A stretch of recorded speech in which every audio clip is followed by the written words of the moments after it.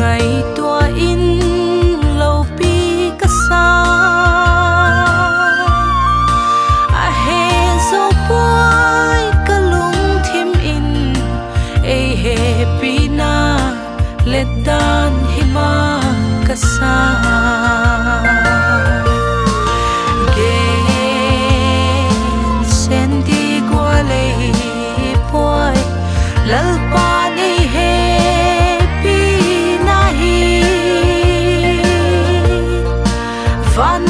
chút pha hôn tay san in bong an piak na hôn te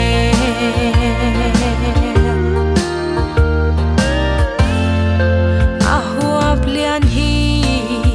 happy na pile pu kipan hita ke tiang chan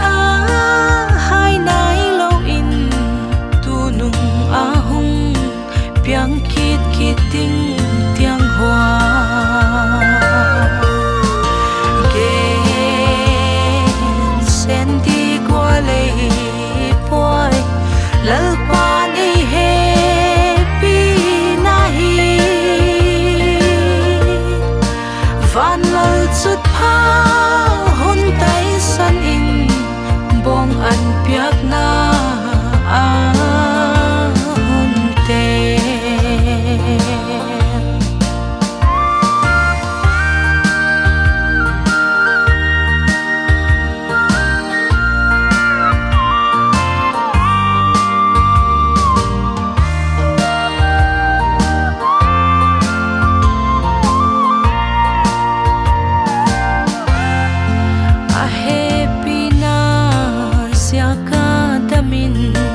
nom tat san i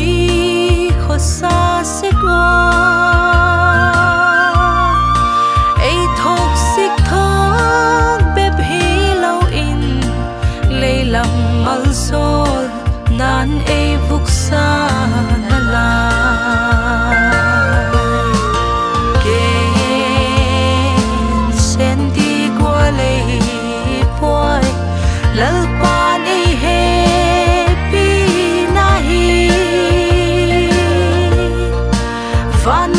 chút pha hôn tay san in bong an piak na hôn te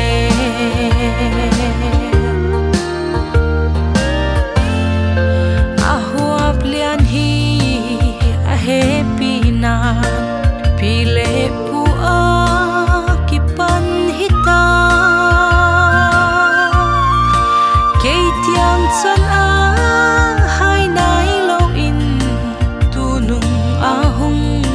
piang kit kiting tiang hoa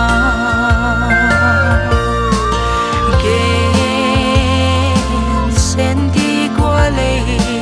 boy lalpa ni happy nahi van lal chút pha hôn tay san in bong an piak na